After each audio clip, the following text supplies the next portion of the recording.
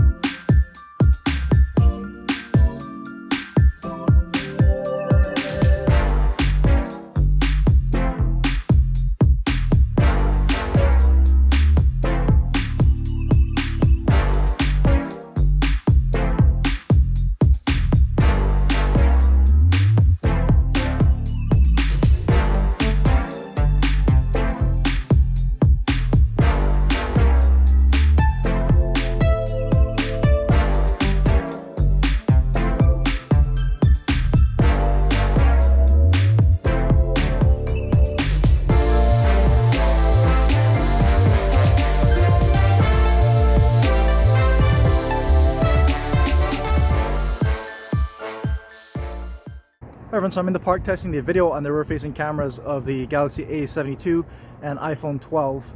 And I'm starting out with the ultra-wide angle lens on each, and I'll pan around so you can get a feel for the differences between the two. But just note that the A72 is not stabilized here at 4K, so it's going to look a lot more shaky than the iPhone. But I just want to give you a feel for what 4K footage looks like here. And what's nice is, of course, you can switch between the lenses on each. So let's go to the main lens on the A72 and the main lens on the iPhone. So I'll pan around here for a bit so you can get a feel for the differences of these main wide-angle lenses here between the blue of the sky and the greenery around me here, as well as the field of view. And so I'll go ahead and pan over here to the right, and we'll test out the zoom here on each. So telephoto zoom 3 times on the A72, and we'll go into a equivalent 3 times digital zoom here on the iPhone. Both nice and stable. And let's move all the way into a max 12 times digital zoom there on the A72, and we're stuck with a max 3 times zoom here on the iPhone. So let's back that out to 1 times on each, and let's go ahead and test autofocus here on the post. So first with the A72, and eventually focuses up and refocus away, and it'll focus up again here shortly. There you go. And refocus away. So autofocus isn't the snappiest here on the A72, but it does eventually get there. You can see there, nice bokeh, subject separation, shallow depth of field, whatever you want to call it. And here we go with the iPhone. iPhone always has really nice and snappy autofocus, as you can see here. So there you go.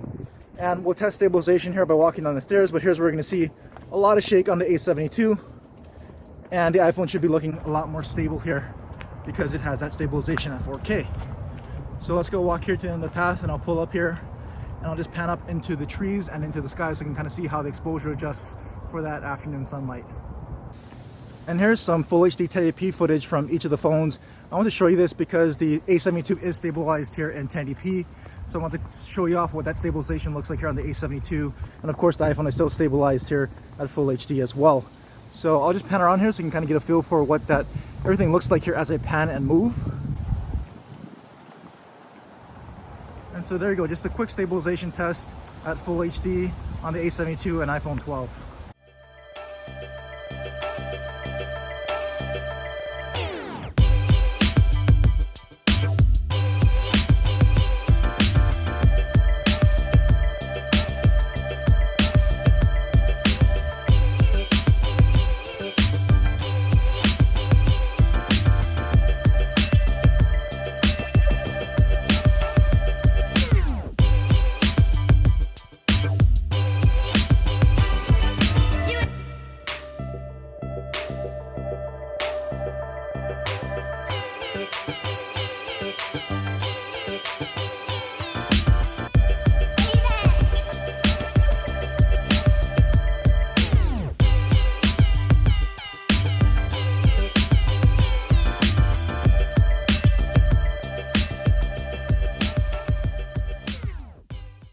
Everyone, so here's some front-facing video on the Galaxy A72 and iPhone 12. This is at 4K 30 frames per second, and again the A72 is not stabilized at 4K on the front camera either.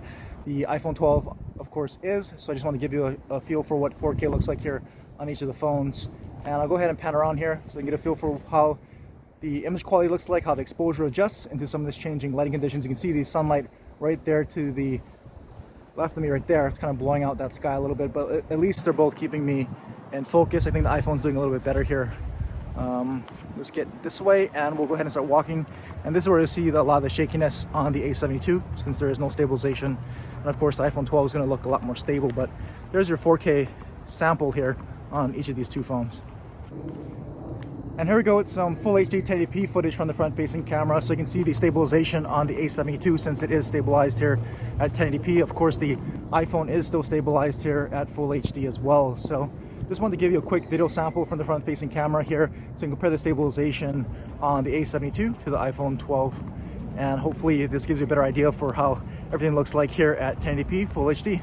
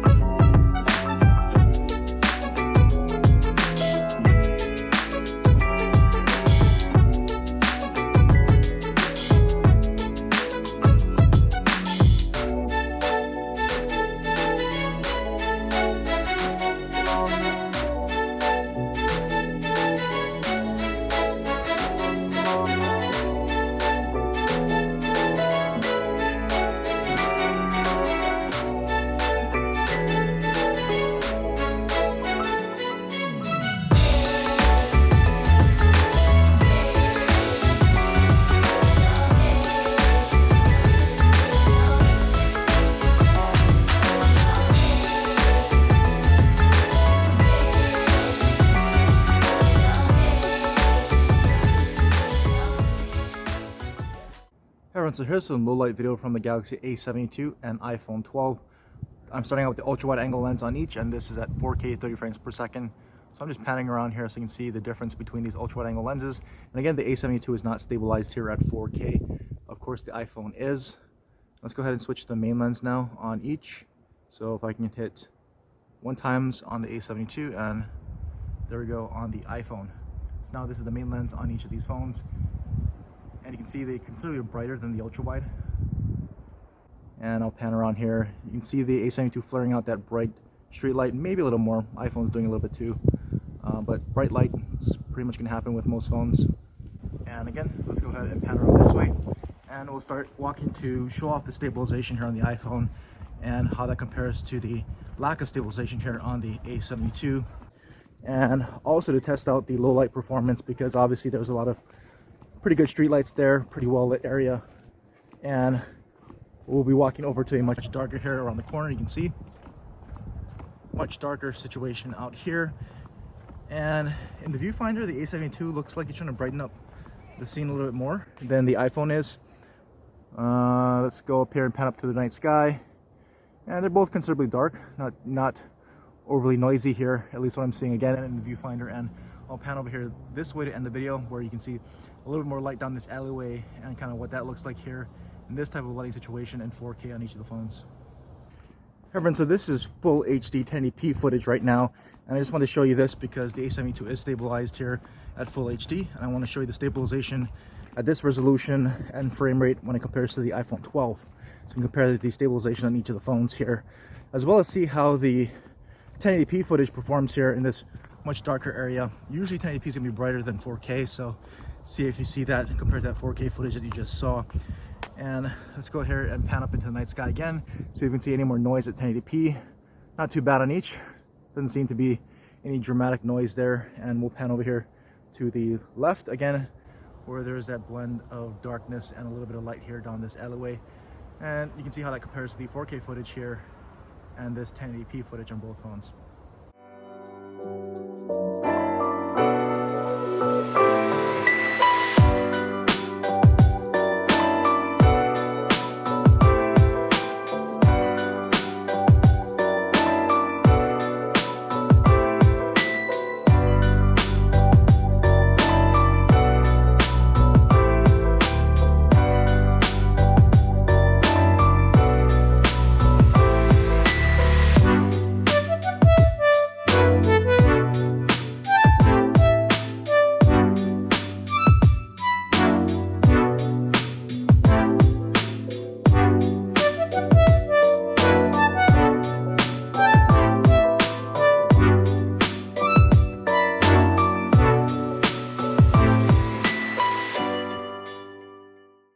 So here's some low light footage from the front facing cameras on the Galaxy A72 and the iPhone 12.